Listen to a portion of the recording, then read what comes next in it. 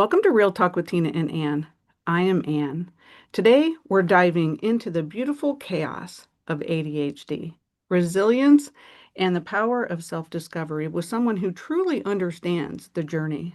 Our guest is Dr. Jennifer Dall, founder of ADHD Holistically. She's a grief-informed neurodivergence specialist with over 25 years of experience as an educator, ADHD coach, yoga instructor, and grief educator.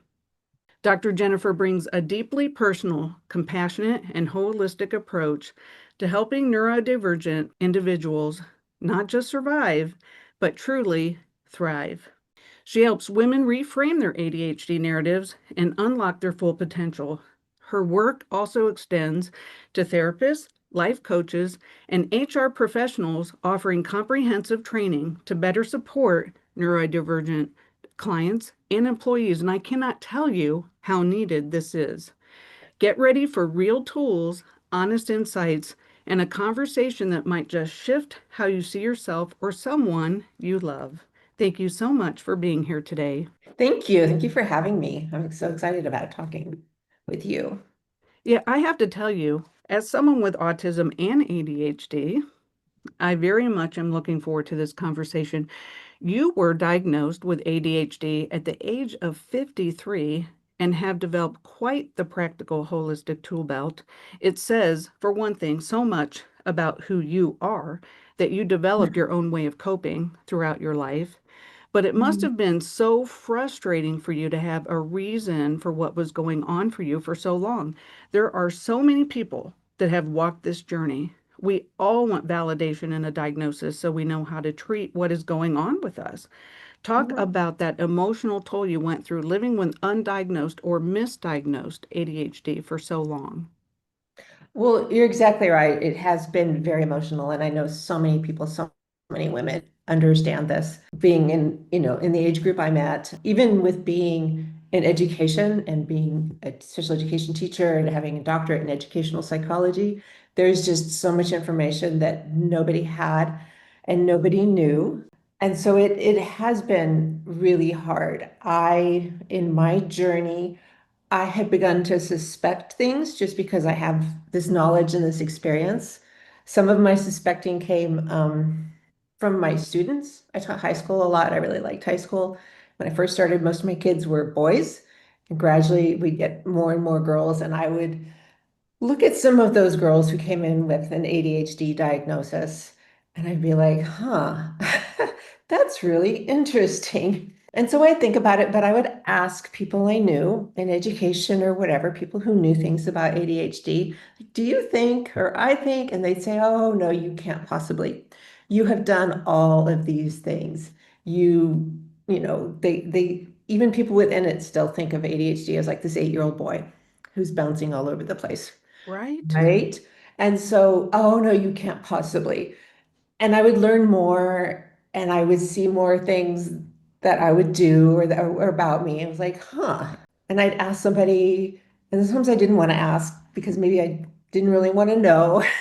But it was just a long time of that. And so then kind of, I guess, being gaslit even by myself, by people who cared about me, by doctors, by, therapists. When my daughter went to college, and I know you just recently had a show about like empty nest and Oh, yeah. your kids living, and that one really, really spoke to me. But it was hard, and I went to my healthcare providers, and it was okay, you're depressed. Here's some Um, antidepressants, which I am now. She's in law school now. I am now trying to go off of, and if anyone who's been on those knows, it is a very, very difficult thing to do. So, but back to that, when I went in, there was never any look at could it be these other things? It was just here's the medication, take this, go on. Like I say, like with many people, it's just this ongoing process of learning things. We all came to the pandemic and we all slowed down and right. quieted down and started getting more information. And just the number of times where just little checks kept going off until it was, we need to talk about this.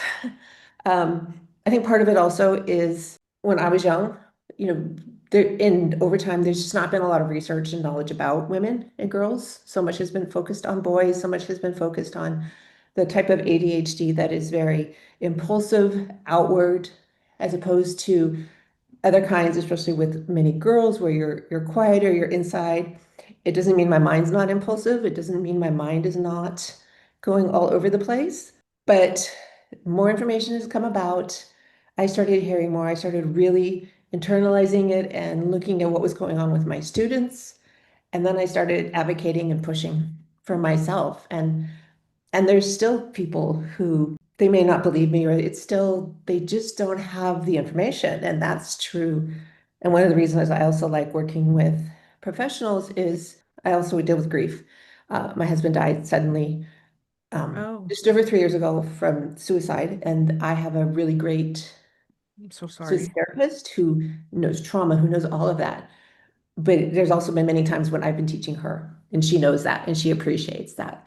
And so understanding that there are people that you come across who don't understand the what ADHD is, the connection between ADHD or autism or any of these things and other things, Right. depression and grief, and how often people, women, may be diagnosed with depression or anxiety instead of ADHD or autism, when it could be both, or it could be the Sure. other. And those whole roads of not then finding solutions that really work for you. I know I just really went down a rabbit hole there. Well, I mean, you touched on something, I think, because, we wouldn't treat cancer with heart disease protocol. So, why do you think it's so hard for women to get diagnosed? How can clinicians do better? I think, for one thing, they don't have a lot of knowledge. Clinicians, teachers, the world out there, whether you yourself may or may not have ADHD or you have a child that has ADHD, but there's just not a lot of knowledge. With any kind of research, there's a lag. The research happens and then it has to be verified and then published and then Sure. go out. So there's this huge lag. And I think people just don't know. And they don't know what they don't know, which happens a lot. Right. I've heard in medical school the frightening small portion of their time that is spent on things like this, as well as other health conditions, especially with women, menopause, things like that. So I think it's just not out there. And until it starts to impact you or someone you know, or someone really comes forward and tells you about it, I think it's probably just not even on their minds, to be honest. Before I or, other people that I know have gone into health professionals to be diagnosed, and they're going to be making that decision whether we Mhm, have ADHD or not. They have us either sit in the lobby or mhm. at home before we get there, filling out pages and pages of questions. And it's like, describe yourself from 1 to 5, or extremely to not at all questions. And, Mhm. I found myself trying hard not to really read too much into them, because just answering the question is difficult, because sometimes it depends on the day, depends on the scenario, depends on if I had enough sleep that night. Not everything is black and white. And Oh, and very much. and when you go in there oftentimes, and if you do something that you don't even know that you did, they're like, oh, no, you don't have it. I just saw you do this. So there's no way you could have it. And, it can be so frustrating being in the hands of somebody else that is making huge decision about our life. Can you Mhm. speak on this at all? Because, I think this is a huge reason why so many of us are not diagnosed. Should there be separate forms for like men and women? I mean, what needs to be different? I think the whole process needs to be looked at. Like you said, you can go in and you can fill out this form, and depending on so many things that day, Yeah, um, you fill out differently. And so thinking about that, you may, before you even go in there, think about other times when, whether it was just a simple personality quiz or something, or at work you were given something and you went through that same process. That's very hard. I think a lot of it, not just boys and girls, but also getting into the different types of ADHD and the different ages. Some of the assessment tools seem like they're really geared towards children. I'll give an example. I have a really good friend who that's a good point. has Yeah. ADHD. She's also wondered, she has autism, so she went through the process through one of the companies that will assess you. And she put me down as someone for them to reach out to, and they set asked me a survey. And having been in education, I've seen these surveys for kids. And it seemed Right. like so many of the things that they asked about her, I felt weren't appropriate. And I told her this. I said, I don't know what your results are going to say because I see you as this person, as this woman who's in her 50s, who's successful, who's done these things, who's masked, who has education, who knows all these things. She knows she's supposed to shower and she then will, The Yeah. pandemic may have changed all of our relationships with that a little bit, but it's like when you're looking at whether or not a kid does something or makes eye contact, she knows she's supposed to make eye contact. She knows she's supposed to do these things. And so that assessment, and then also back to the ADHD, they want to know, well, what did your teachers say? I was in school in the 70s and 80s. You know, they either said I needed to talk more or I needed to stop passing notes and talking to my friends all the time. You know, Okay.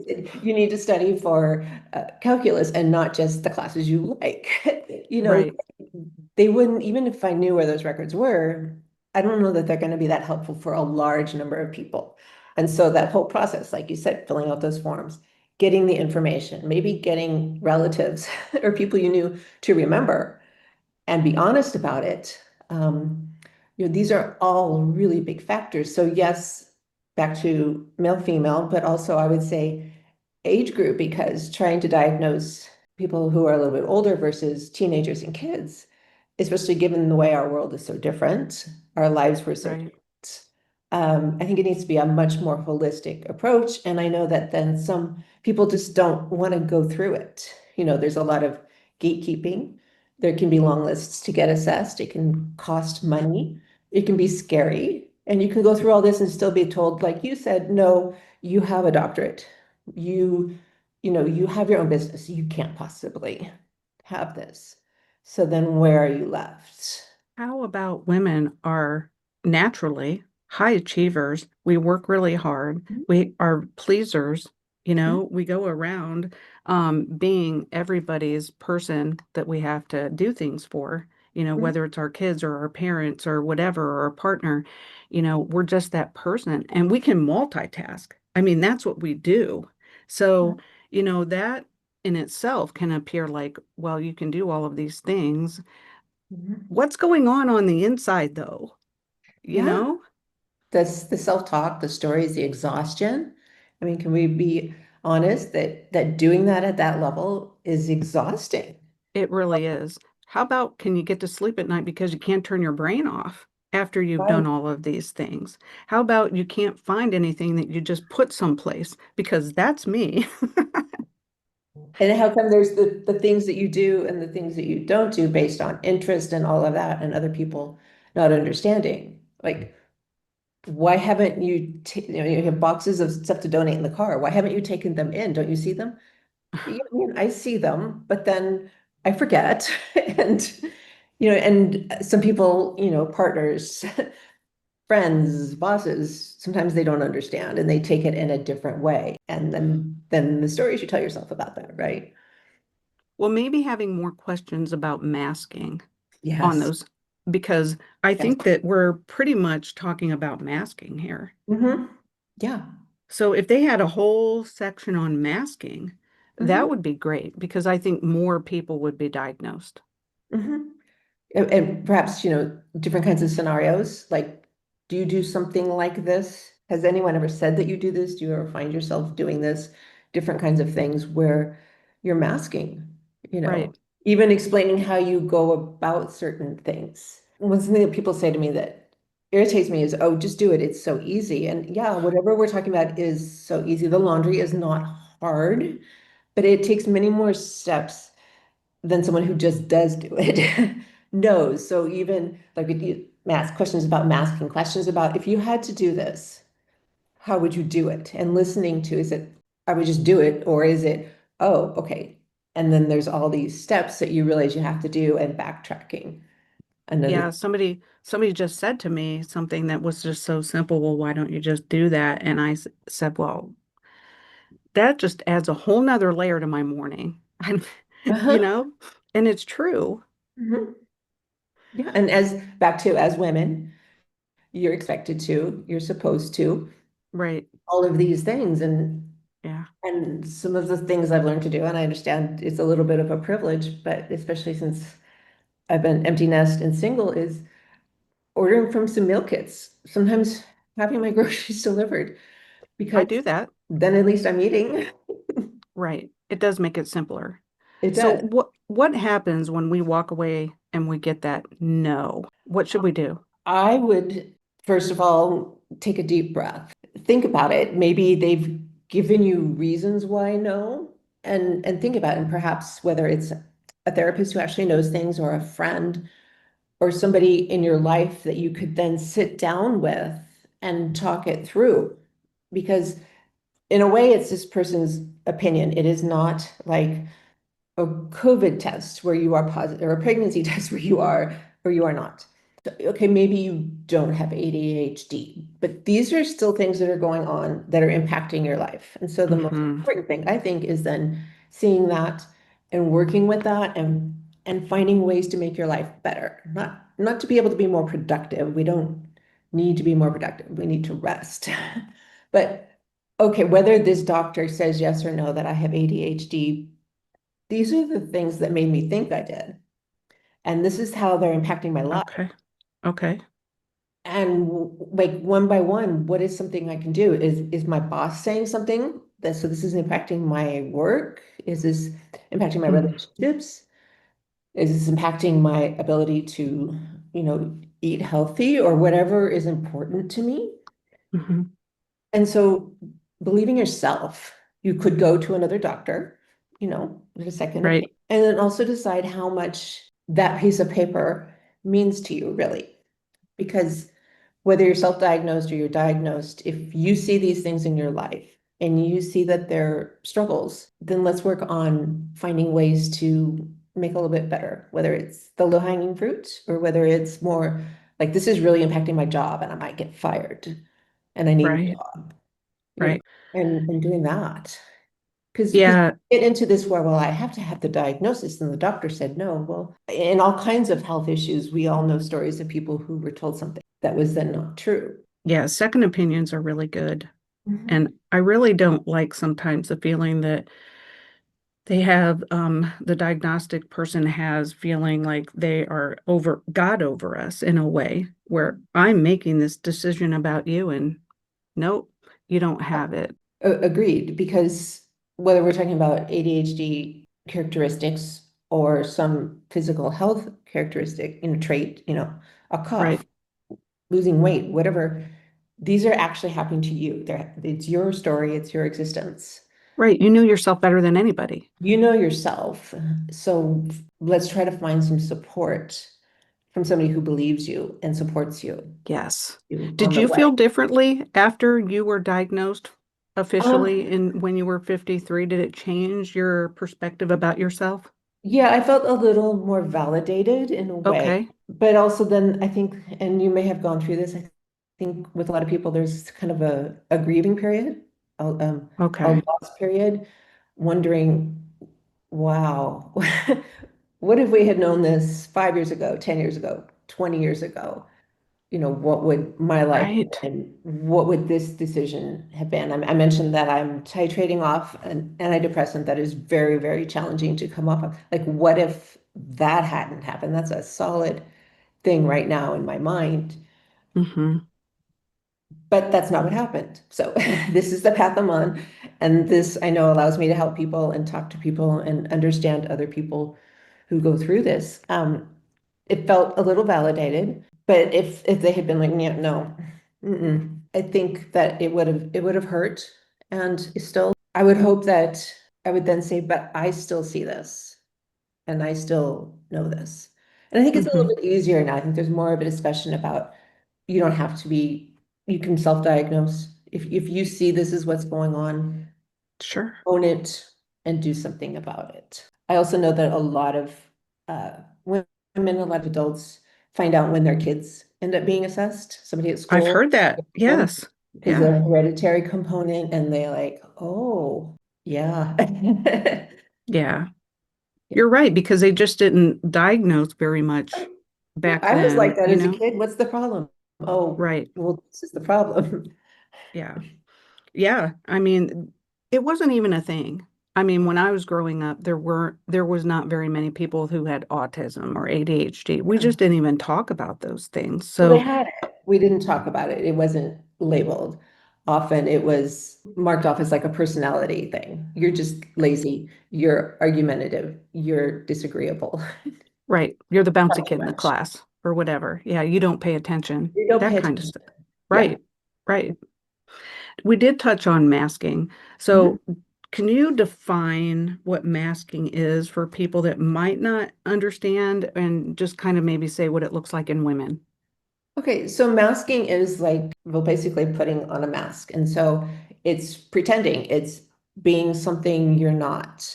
People with ADHD and autism, I think, are really good at, especially women who have learned to do this. I can see what you want out of me, and I can put that face on. So it's Hmm. almost like putting on a different face. It's talking a certain way, acting a certain way, covering up things. So with certain people is one look, and then maybe you have a friend who has ADHD or autism or is just very open, and you're a totally different person because you can relax the mask Right. off and you're actually yourself. And so masking is hiding your distraction or hiding your disorganization or hiding and not asking for help or telling people because you feel like that gives you safety because it's not safe to put it out there in the world. And that is tiring and it's Oh, not really an effective, I mean, we do it. It's a strategy we learned. right. But maybe think about somebody who, if you think you mask, a situation where you kind of think you're masking and a situation where you or a person you know you don't have to mask with, and then sit there and think about that, like, wow, which do I prefer? Which is actually better? And kind of not get mad at yourself, but just like realize what's been going on and how you've been trained to mask. So just like you're wearing a mask for illness or anybody's wearing a mask for any reason. Halloween, you wear a mask and you're a different person in a way. Right. So, It's a performance yes, in a way. I mean, when often I a go in, performance guessing what I think you want. It's not, I'm an actor and I'm playing Othello and this is the role. It's, I don't know you, so I'm guessing what I think you want and I'm giving that. Or yeah, I, sometimes like in school, you know, this is what you have. This is school me. right. And that's when lots of times when you get home, you just let it all out and you really are exhausted. Hmm. Yeah. And then you might not know why, and you might get down on yourself. All I Right. did was go to an event for an hour, but it was a bunch of Oh, people I don't know. I tend to be shy, but I had to be a certain way. It was just, yeah. or I talked to a few people, and you could just pass out or stare at the TV or whatever you do. Yeah. Before I have to go to an event like that, Mhm. I oftentimes will go early. I'll look around. I'll Mhm. see who I have to, what my expectations are, where I'm going to be sitting, and that kind of thing.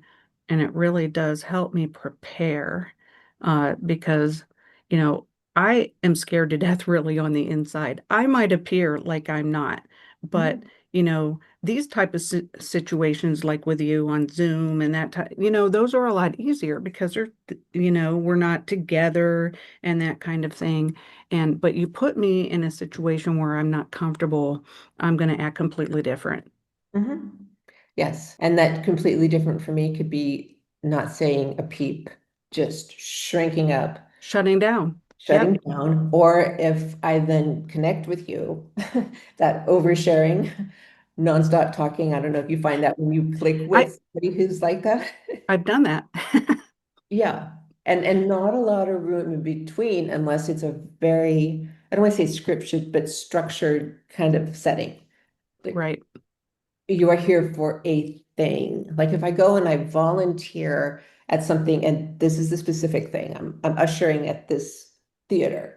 It I know the rules. But if somebody has a call out for we need volunteers to come to this thing and you don't know what you're doing, it can feel very unsettling. It can be very hard.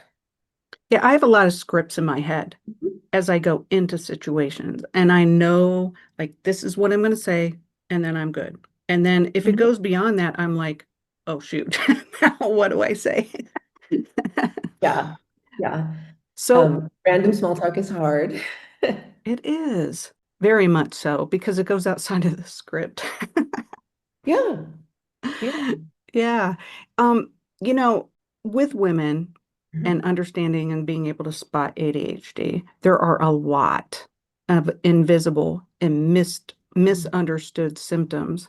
Could you talk about some of those? Sure. So it's going to vary. Like everything, it varies with the person, where they are, what they've learned, how they do. I would say, and I talk about this with kids and with adults, it can be that you're really, really good at some things, and some things, something that you're not good at them, you just don't do them. And so it can show up with people not understanding when you're into something, you totally go all out. You deep dive, you hyper focus on it. But when I ask you to do something else that you don't want to, it's like you physically can't do it. It's Hmm. not that you're being stubborn or defiant. It's just There you go. there's like this, you physically can't do it. And people who don't understand that they take it all kinds of ways. There's the what's saying that people with ADHD are also always late, and some of them are, but I was always really early. And it's not like some people are early because they don't want to be late. I'm early or I'm late. But if I'm early, it's because I know I can't adequately figure out the amount of time to get there. Even with like a maps program, okay, it's 30 minutes, okay. And then I need to park, okay, 40, but then I'm probably getting there an hour and a half early because there's this time is different. And I've been trained to not Yeah. forget. So, it can be like you're always really early and you cover that, you mask, oh, I always have a book or I have a podcast, or depending where it is, I go for a walk or I get a coffee. Like I Okay. planned this. Like, no, this was my plan, but it wasn't really a plan. It was just a mask to cover that up. Right. Yes. Or, oh, I have to be there at 8. Okay, no problem. And then all of a sudden it's 5 to 8, and it's not that I didn't value or anything. So then I go back to I'm much more, okay, I'm leaving very early, not because I'm one of those people that has to be early, but because time is just a little iffy. You are describing my life. I mean, you hit it. Just the other day, I had to be somewhere and I like over and over again. And I was talking with somebody, okay, well, we have to be somewhere here at this time and it takes us 30 minutes to get there. So then I have to do this and that takes me about 20 minutes. And so that, and then like an hour later, I had to do it again because I couldn't remember, Yeah, really what I had yeah. just said. And like, another joke or meme is like, oh, if you make an appointment at 3 o'clock, your day's gone. Like you can't do anything Yes. before that. And how do you explain that? Oh my Other people will gosh. all go to work till 12, I'll take lunch, and then I'll go like, but this We need preparation time and we need recovery transition, time. yes. Recovery time is really important too. Mhm. And I've learned that. I still struggle with it because I think I shouldn't. But even like taking a trip or anything like that, I really need to block out a couple of days afterwards. But then I Sure. guilt myself about that. Like, why? You're on vacation. You don't need to. Come back. You haven't been doing things.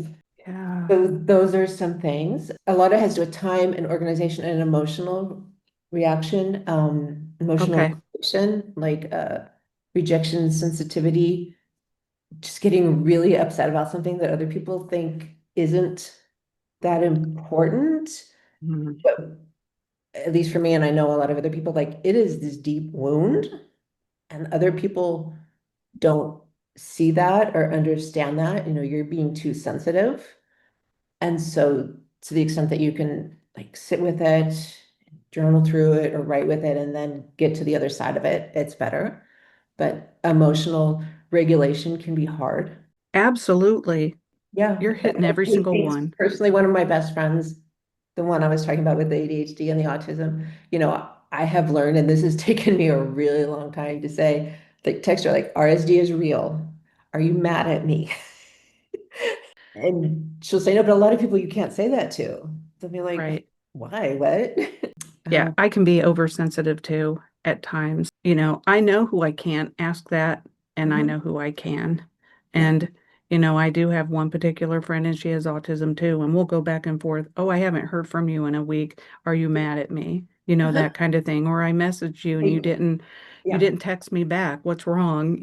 That kind of thing. But I try to not do that to people. I know I can't do that too. Yeah. And there's just so many things. And I think one of the interesting things is, reading those surveys or listening to people or, whether on social media or whatever, and the little ones where they talk about one little trait that they didn't realize. And then if you realize, because I mean, I continue to learn things, you know, like walking into things, the proprioception, the body and space thing.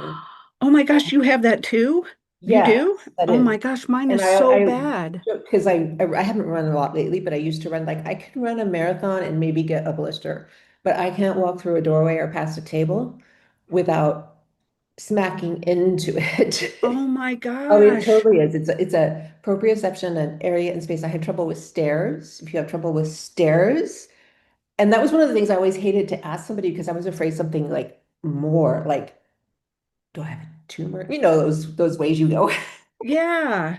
Well, my And I think, spatial is oh, off everywhere I go, especially if I walk into a very open space. I can actually feel like I have to hold on to something. mm-hmm. Mm-hmm. But That's this is what you may be ADHD? Is afraid that to ask. You may be afraid to say to a doctor because they're not going to believe you or you're dying, right? Oh my gosh. That is so, not that I'm glad that you have that, but I'm glad to find somebody else that truly gets that Mhm.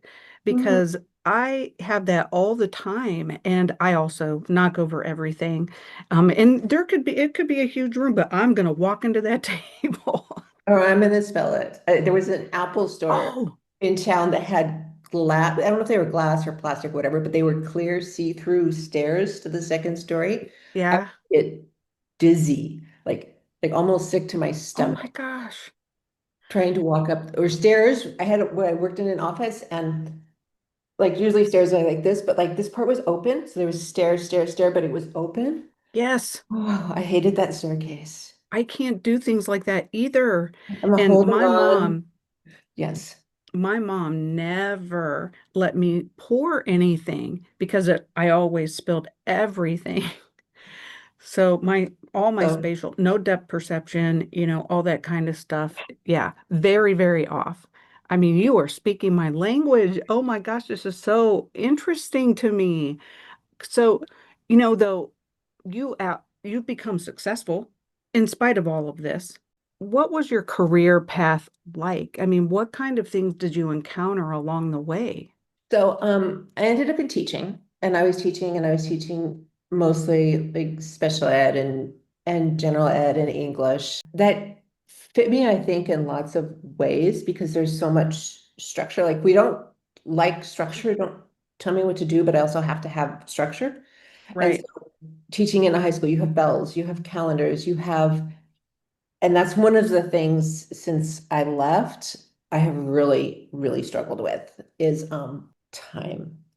I Got now it. have some structures in place that work really well. So it allowed some of that.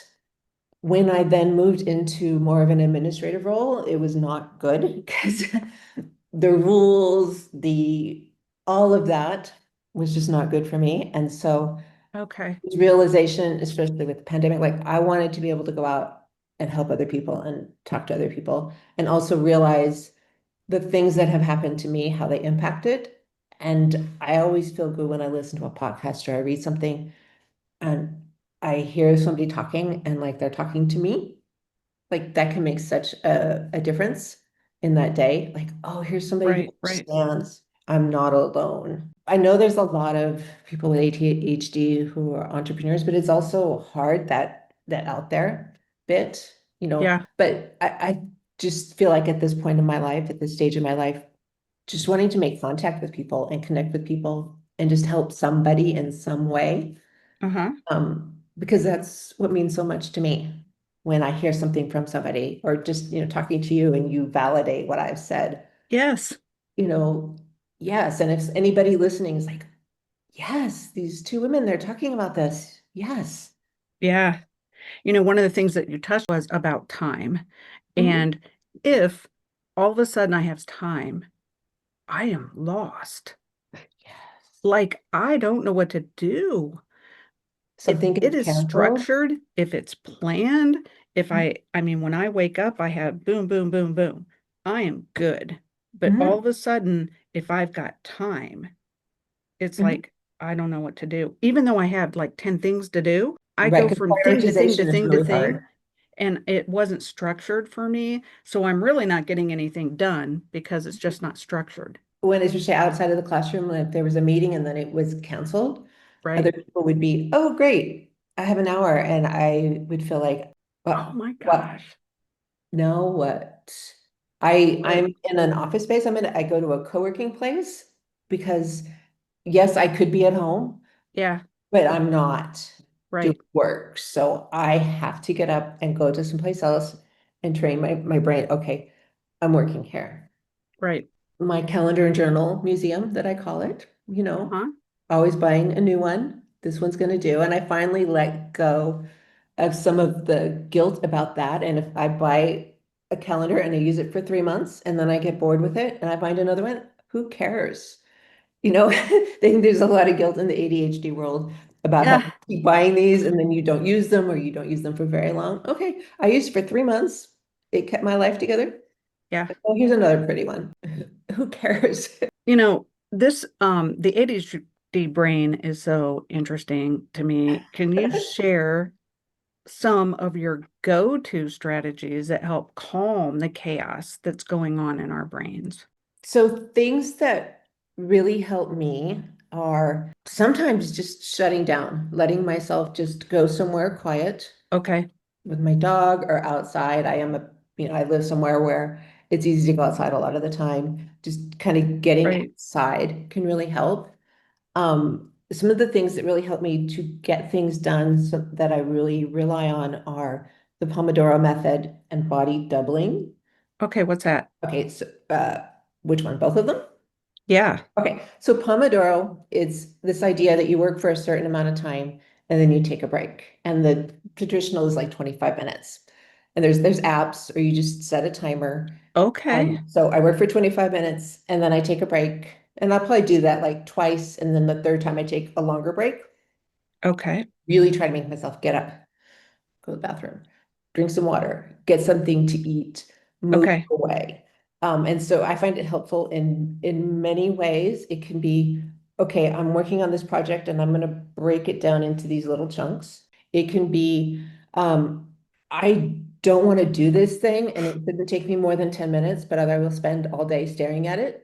So I'm going to do it in one pomo. And if I get done early, I've got extra time. Things that Okay. you may find you have a lot of unread emails. So Yes. sometimes I'm like, Yeah. I'm just going to spend 25 minutes and I'm not going to go through all of them. I'm going to spend 25 minutes and I'm going to go through emails and I'm done. There's a reverse Pomodoro where you really, really don't want to do it. And so I say for 25 minutes, I'm going to go do what I want. And then for 5 minutes, I'm just going to do this thing. And then sometimes you find you can do more. And I even like I this. looked at emails for 5 minutes. Okay. That's it. I find it really helpful for me. And I know Yeah. there's other people, and you can vary the time. Maybe you're really into something, it's longer. Maybe I'm just doing 10-minute chunks. My brain is somewhere else. 10 minutes a break, 10 minutes a break. Body Okay. double is like co-working, it's working with somebody else, but you're doing different things. So it's kind of like with little kids, parallel play, where Okay. and it's really great on Zoom. That's one of the good things about Zoom. Is we can meet and it works good with Pomodoro. And I have bills to pay and you have I don't know, a party to plan. I don't know, a chapter to write, whatever. And we take a minute and we say, hey, and this is what I'm going to do. And you tell me what you want to do. And then for 25 minutes, we don't talk to each other. We go on mute and we do our little thing. Our brains see that each other's working and we do it. And then we take a little break. And you can do it in Okay. person. You can do it on Zoom. You can even just go to in a way, if you go to a coffee shop and you're able to, funnel out the background noise, it can Okay. work there too, is then, okay, your brain is like, oh, it's time to work. Okay. And so then That that's why I like mixating in with the Pomodoro. So it's like 25 minutes. And then, okay, I can watch people or I can get on my phone and set the timer. right. Timer. Yeah, because we would lose track of time for sure. Yes, yes. So those are some ways, and you can use them at home, you can use them at work. You finally, I'm going to go take a walk for 25 minutes. I'm just 25 minutes, I'm just going to take a walk or whatever it is you want to do. Those are some things that I find really helpful. You touch on how long coaching programs can be overwhelming, but sometimes it's that quick win that builds momentum. Can you break down small changes that make a big difference in a client or in yourself? I think that sometimes we have a tendency to make really big projects, really grand ideas. And so if we can start narrowing them down into one thing, one task, one little goal for the next hour, the next week, whatever, then it's easier to get that done and not get lost in all the other details that you're trying to do. Okay. That's helpful. Um, Breaking things down and getting out of this big picture thing is, I think, helpful. So the way I've learned to manage my time is, as I mentioned, that it was hard since I had stopped teaching and being in an office, is I do what I call a 3-day sprint. So each week, what's my little goal? And I spend 3 days, usually Monday, Tuesday, Wednesday, working on that. And I figure out with everything else, how much time do I actually have those days, you know? Okay. And then then I throw in a CEO, I call it CEO adult day, because I hate that. Okay. And then a relax and evaluate day. And so it's, if I'm working on This is good. something I'm creating, okay, and it takes practice, right? You figuring out how long something takes, but one of the Right. things is not to be hard on yourself. If I say, okay, I'm going to write, I don't know, a chapter, say Monday, Tuesday, Wednesday, I have 4 hours each day. My focus, my sprint, I'm doing a sprint on writing this chapter. Now, things may come up and I'm not going to be hard on myself, or I may get 2 chapters written. But at the end of the week, and I can look back and say, okay, yeah, okay, but then the dog got sick Tuesday and I lost some time, but that's okay. So then next week, this. Because ADHD, you can have this tendency to say, I'm going to do it all now. I'm going to do this every day for the next month. Yes. And for me, this is a lie. So really learning to break it down. Yeah, that's one way that I have found. I had based it on something I'd heard about where some people were doing like 3 weeks sprint and then 1 week off. And I'm like, that is That's too not much. going to happen. But Yeah. 3 days, I can do something for 3 days. Yeah, you're talking, I think, about executive functioning. Yes. And, I have these really grand ideas, but to be able to Wow. execute them, it's Mhm. two different things. And, Yeah. even just getting from A to B sometimes is Mhm. big. Yeah. I So, joke that I want to make a company that just comes up with ideas. Like, and sometimes I'll throw them out on social media. Here's a great idea. I'm not doing it. Somebody, it's free. It's yours. I come up with ideas all the time. It even happens in my kitchen because, like, I'll watch these really great recipes and I'm like, I can do this. Yes, and you And can. I mean, you could. the execution Yeah. isn't the same. It's No, not. no. And then if you've bought the groceries, then they all go bad. Yes. No, Oh my gosh, this is crazy. Okay, it's like I wish the me that signed up for this or went shopping or agreed to do this is the me that's here today. Because they're two different people. right. Oh my gosh, yes.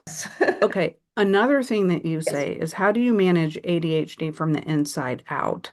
So, what does that mean to you? So to me, that means not fully, but relying on yourself, knowing yourself, spending that time to figure out inside you, moving away from experts. We talked about you go to the doctor and then they say, no, you don't have it. I've mentioned a few things. They're not ADHD medicines, but depression medicines and outside things. Whereas for me, and it's hard. I don't have all the answers, but it's Right. eating, remembering to eat and drink water and move my Okay. body and breathe and be nice to myself, be social, have connections, doing these things inside and accepting that my ADHD brain works different. But this is a lifetime of unlearning and learning and trying. Another word I've been using a lot lately is experiments instead of goals or things like that. I'm going to do this as an experiment. I'm going to try to go to a new independent bookstore once a week to see what that's like. And this is an experiment. And so it takes some of the pressure off. Not getting mad at myself. It's an experiment. I guess it didn't work. But the more we can kind of move away from outside people to, not that they don't have information and sources and all kinds of things, but also getting into yourself and relying on yourself and really being there for yourself. Yeah, I think that that's really, really important because we put ourselves on the back burner lots of Yes. times. We're one of the last ones that we think of. I went to your website and you are all about holistic. And I started jotting down the foods and different things like that that you were having on your website. I would like to know more about this, the foods versus medication. Do you think the foods we eat make a difference in our ability to focus? I mean, I think they do. I mean, I notice for myself, for so many things, it depends how you're eating. I'm vegetarian, but you don't have to be. Right, But when I'm remembering to eat, when I'm being more mindful of my choices, it helps. Something I've started doing is deciding that, we can play all these diet games, all these, I should be eating this, I need 17 servings of vegetables a day. But what I've decided, and I'm mostly keeping to it, is I'm eating three what I call meals a day. And for me, a meal is a protein, a carb, some fat, and some fruit or vegetable. And it can be a huge, it can be like a little if I'm not hungry. Like it's an easy way to get, and this is just me in my mind, to get, right. oh, okay, I did eat three. Maybe it was yogurt and granola and berries and whatever, or maybe it was actually, your little food groups. But I feel like that has given me a little freedom, and I'm much more likely to do that instead of these rules that at other times I might put on. Mhm. I Um, just think that so many times the go-to is medicine. yes. And I don't know. I have three littles with autism and ADHD, and they're on a lot of medications. Mhm. And I would love to get them off. Mhm. And food dyes and different things like that. I mean, I know that a lot of the things that we ingest Mhm. contribute to our inability to change some of these behaviors, some of these Mhm. things, this focus. And just to be healthy. Yeah. Right. I mean, I think that there's probably times when medication is appropriate. There may be Yeah. not. Shortages of medication. Was it a couple years ago now or Yeah. months? Okay, maybe you need that. Maybe you need glasses. Don't take my glasses from me. It's not going to be good when I'm driving. But also, what are other things? Do you find that when you get exercise, when you do these things or stay away from alcohol or sugar or red dye, you feel better. And Yeah. that's so much individual, and it can be hard to get information because so many doctors are just here, take this. Right. And sometimes it's after a very brief visit. It's just like, Brief okay, visit. And I think there's not enough discussion about what else it does to you, while you're taking it, or I know we're not talking about like antidepressants right now, but what going off, the process of going off, what it does to you is not for the weak at heart. yeah, And I don't think they talk about that. And with everything, okay, so there's good and there's bad, and maybe this medicine does, the good does override the bad. right. Now, I mean, let's talk about grief and traumas. These things are inevitable. and you touched on it regarding your husband, and I am so sorry that that happened. Um, you know, you are a grief-informed neurodivergence specialist. Can you talk more about how these things in our life affect women with ADHD? Sure. So we know that with the ADHD, we could be more emotional. We have emotional regulation, cognitive functioning, the executive functioning, all of those are a challenge. And then when you really look at it with grief and loss, and anything from death, losing a job, maybe how you feel about what's going on in the world or something that's happened in your community, if you separate those out, those also impact how you feel emotionally and how you Yeah, process things. And things like grief brain is, not remembering things, right, all of that. And so you push it together and everything kind of gets so much more, explaining to my therapist and explaining to other people that while I have struggle remembering things because of the ADHD, now I have all this other stuff and I have even more trouble remembering things. ADHD means managing life takes this much out of me, but oh, now there's a death or any kind of big thing, whether you've lost your job, whatever. There are external things going on, right? You have to find a new job, or you have to make arrangements, or you have to do this. So you've got all of those things you have to do. And you've got all of life things that you have to do.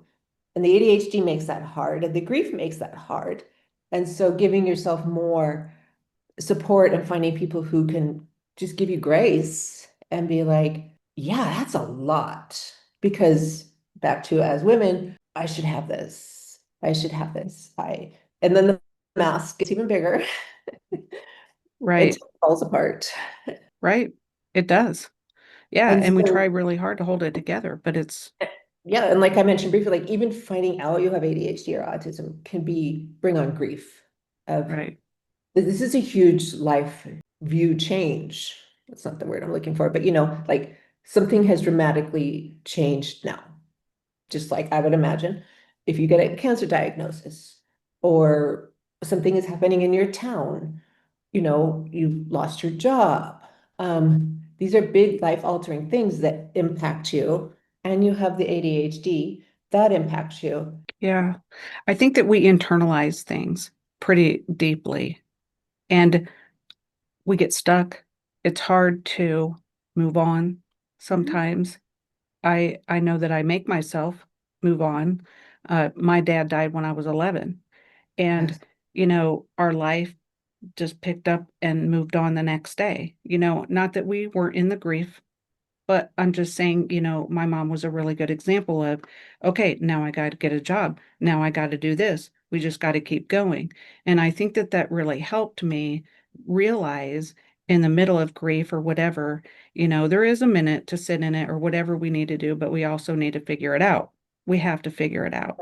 Right. But I've always been this person with autism and ADHD where I'm hurting a lot more than I'm showing. And I think that we can help ourselves by finding ways to let that out. You said we deal with it, we can feel it in the moment, but then we need to move on. But like you probably know, it's not gone. It's still Right. there. For there's obvious reasons, anniversaries, things like that. There's just, I don't know what happened today, but it just hit me. And it's messing with our whole executive function and emotional everything even more. Right. Well, you said that in a quote, we don't need to be fixed. We need to be understood. Mhm. And that hits me where I live. So, can you unpack that statement? Sure. I mean, whether it's ADHD, autism, grief, anything like that, there's you're you and your life events, and you don't need to be fixed and made neurotypical or a robot or an There you unfeeling go. person.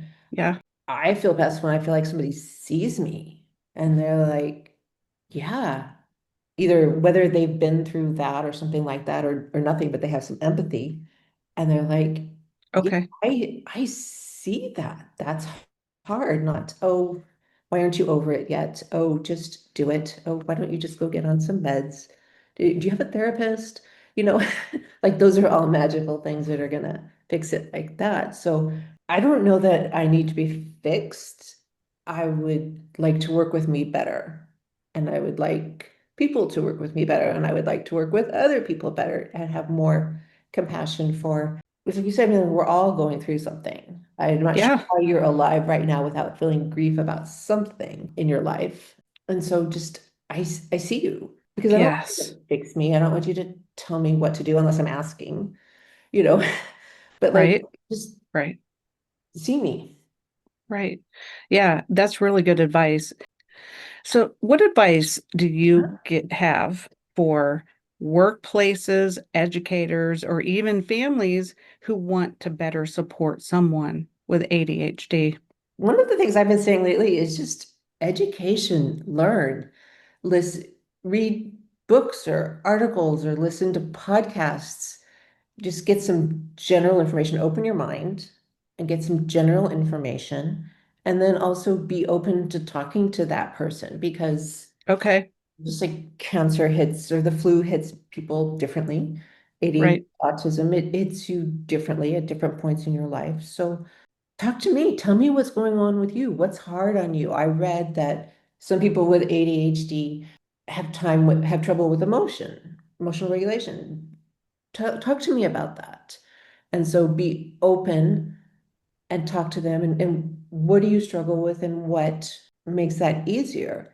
You know, I've talked to it like if you have kids and you're struggling, or even within your relationship, maybe relooking at the chores or the jobs or at work, the requirements. So these are the things that need to be done. And right now you're doing A, B, and C, and I'm doing D, E, and F. I had to stop for a minute. But maybe like we switched out, like I really hate A, but I would do F. I'm like, okay, you know, Okay. we can do that. Is there something at work? Do you just need a quieter space? Do you need instructions Self-advocate. down? Do you need to be reminded to bring a notebook so that when somebody's telling you some things to do, you can write them down? Because otherwise, just like names, they're in and it's out. And listening, and for doctors, for everybody, you probably really don't know that much about it. And also Right. asking people like, what do you want me to know? Oh, and what would you like me to know about you and your autism and how that's going right now? What would you like me to know? And so I think things like that and just learning more. If it's even a small organization or workplace environment, I guess you could put it out there. I was just thinking of this while you were talking because our conversation has really helped me even understand myself better and be validated. Mhm. So just, hey, is there other people out there that are neurodivergent? And maybe we can all come together, uh, people that are typical and neurodivergent, and be able to sit and talk together within the workplace, maybe just, 1 hour and get to know each other and see how we can help you and how you can help us and, maybe something like that and just really be open. Yeah, I've worked with people. They have come to me. They have not come through their employer, but who have been struggling with things at work. Okay. And we've worked through what is your boss saying and what are you saying and how is this a struggle and what can you do? But also some workplaces I know they hire executive coaches for people. They may be interested in, oh, Yeah. you've either told me you have ADHD or this seems to be a thing, and we're willing to invest a little bit of money in having some coaching sessions to help you figure out better ways to be successful, given the way you are, Right. what you need. I've wondered this, uh, for having autism and ADHD, and everybody's different maybe in how they're going to handle this, but I was just curious.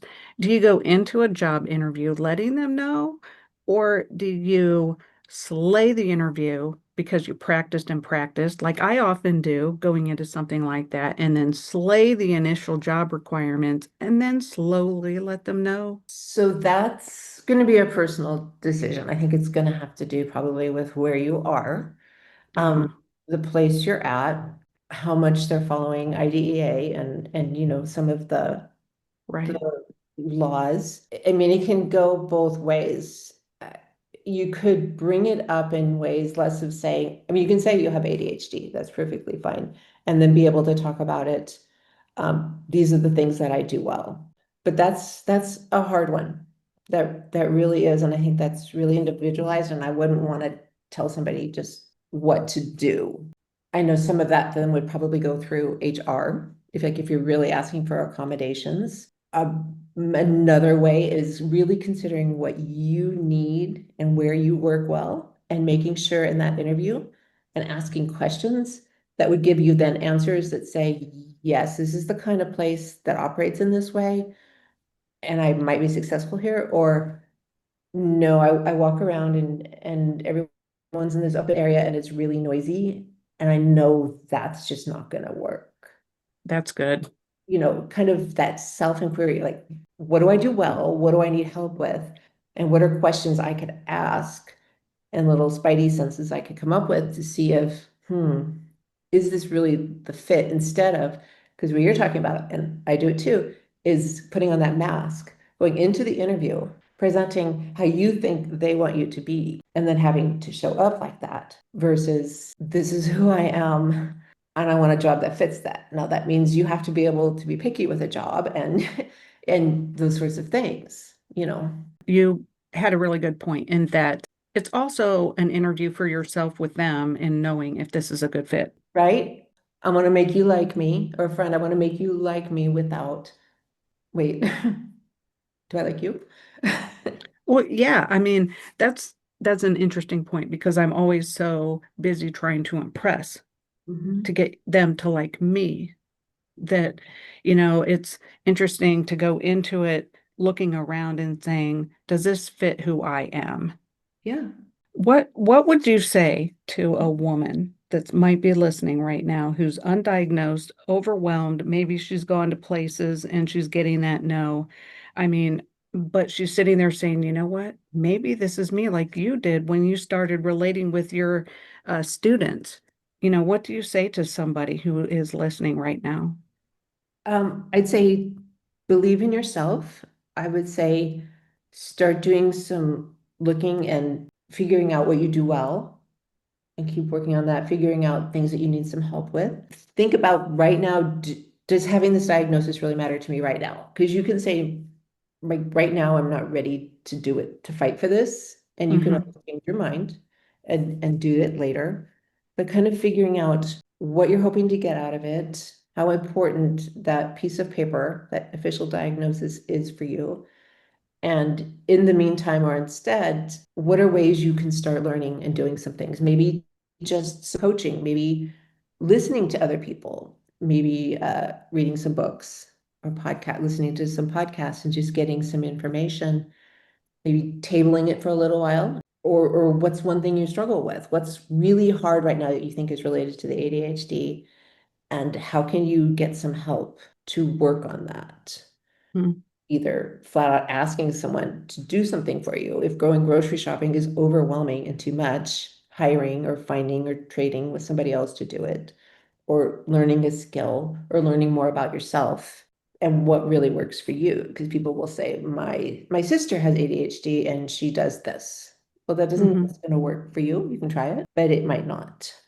So if you're Right. really having trouble getting through to doctors and deciding how important that is for you. You offer a lot of services too. And you have a free guide for people with ADHD who are ready to reclaim their life you have on your website. Can you talk about what's inside and how it can help? Sure. So one of the first things is some 30 quick and easy hacks, and it just spells out some things that you could do that, sometimes when we're overwhelmed, we have a hard time thinking about it, whether it's taking 5 minutes to just do a task, whether it's deleting 5 emails that are just in your way, but breaking things down into something small that you can do and feel some success. A lot of it can be just these really little, small, subtle shifts that you can make in your thinking, or taking 5 minutes to do something that, if you allow yourself, it can build success. We're not going to take on everything and change everything overnight. And we don't even need to change a lot of it. Maybe we need to change how we look at it a little bit, what we do, how we relate to people about it. It really is can be about those small wins. I really think, because we can get overwhelmed with big. That's how I operate. What can I do today? And I Mhm. try actually not to even look further than that because then it just gets too big. No, I get it. I plan out the whole rest of the year of all this stuff, and that's kind of its own activity. It's just planning, following through is a different story. Let's talk about your upcoming book if you can. I mean, you do have an upcoming book. What inspired you to write this book, and what can readers expect? So the book that I'm working on, that is about ADHD, holistic hacks for women with ADHD, and looking at women in ADHD, ways that you can manage it, ways that you can work on it with yourself. You can expect being able to walk through some steps, learn more about yourself, and really kind of go into yourself and figuring out what your goals are, your needs are, hearing about how some other women have done it, getting some basically support and community in doing that. I also have a card deck I've created that's something that you can carry with you. So a book is bigger, something small, and has some little scenarios and just real quick wins that you can use. I Um, love that. Yes, so that's going to be on the website. And the big book is a great thing. It's a big project, but I'm also looking at then in like smaller things, realizing that at least for me, I know bookshelf of big ADHD books and I read some of it. Here's something smaller on a struggle you're having right now. I like the social stories Mhm. aspect of it too, because I'll even go to a store and I'll be in the checkout, and I'll have the scenario through my head, what I'm supposed to do, how I'm supposed to act, what I'm supposed to say. Mhm. So, I mean, those kind of social stories are really important to be Right. successful. So the card deck is here's the little social story, a little bit about what's going on, so you understand, and then here's a couple of real quick things you could do right now. You're at work and you're thought you did this project right, and your boss is now upset with you. Well, so ADHD wise, this is what's going on, and here's a couple of things. Here's something now I can do. Right. And you're holding on to it. I mean, you can Yeah, visually see it, so you can just go ahead and do exactly what it yeah, says. I think that's perfect. yeah. There's room for everything. So, can you talk about the other services that you offer? Because you speak and some other things. Coaching, and I'm moving much more towards shorter blocks. Again, like I talked about, working on specific goals, specific, this is what I really want to work on. Um, and then we can continue. We want to keep working on it. I find that helps because you've either picked something very important, like my boss is saying this, or my partner is saying this, or some little thing that you want to change, and you're seeing success in doing that. So I like to do coaching with that. I'm going to start offering, and I haven't figured out the logistics, but like I was talking about, the three-day sprint for me is Yeah. so powerful. Figuring different ways to offer that to support people in that. Okay. I also do some consulting, trying to figure out, I can do some teaching for HR, doctors, therapists, that kind of stuff, going in, and here is some up-to-date information and how to use it with your patients. If you're a therapist, what do you need to know about the ADHD brain, the female ADHD brain, to Love. combine with what you've got this great knowledge here, but there's a little hole, so let's see if we can fill it like that. You really offer so much. How can people get a hold of you? What's your website? It's adhdholistically.com. I'm also on Instagram and Threads, and I'm starting up. I'm not sure when this is coming out, but on Substack, really being able to write and just share I love it. little subtle things. So you can reach out to me on the website, DM me on those platforms. There's an email link on the website. And if there's something that you need, let's talk. One of the things with ADHD is I like to have all these different ideas, and I'm finding this is allowing me to do different creative projects. They're creative for me. Maybe you want something presented at your meeting or anything that you have like that. And also starting to go out then with the card deck and the little books to bookshops and just little community things. Because I like little community talking. I like those kind of events. Sorry. Connection is really hard for people like us. And Mhm. so that's really great to have these kind of things because we meet so many different people that we wouldn't have met any other way. and like we wouldn't have met. And I Yeah, think that that's so important, and having conversations and getting to know other people that are neurodivergent and things like that. I mean, it really builds a community. I think mhm. this is so important. I agree. We don't have to do it alone. No, no, not at all. And we have been. Yeah, we really do think that we have to, especially women. Mhm. So I love that you've built this because you really are building a community. Now, just for fun, this is the last question, I don't know. but what's one? Because you know what? ADHD and autism, any kind of neurodivergence can also be a positive. Oh, You know, yeah. I love who I am, and I really wouldn't change me. But what superpower would you say that you have that you wouldn't trade for anything? My creative brain, the way that when I get off on something, I can just come up with so many ideas. And then if I'm with somebody who is accepting of that, it's fun just getting in there, exploring, coming up with all the ideas. Like I said, I want to have a business where I just give people ideas. Well, there's a lot going on up here. There's a lot going on up there. There really is. And so that's so interesting because it does come out in a lot of creative ways. And if we can tap into that, I Mhm. mean, that is so important. And sometimes just doing things like this, and somebody can ask a question, and that is the landing place that I needed for me to execute the next spot. You know, so that's really important too, is just being able to have that conversation, and it really can lead you to the next point in the map. Yeah, completely. Well, thank you so much. Thank you. Dr. Jennifer, thank you so much for joining us and sharing your insight and your story, your proof that it's never too late to understand your brain and unlock your life. Remember, there is always purpose in the pain and hope in the journey here. We always turn pain into purpose, and that's exactly what we did today. Go to Dr. Jennifer's website and share this with anyone who might need her guidance. Grab her free guide. Check out ADHD holistically, and remember, there is no normal, only what works for you. Take care of you, take care of your brain, and as usual, we will see you next time.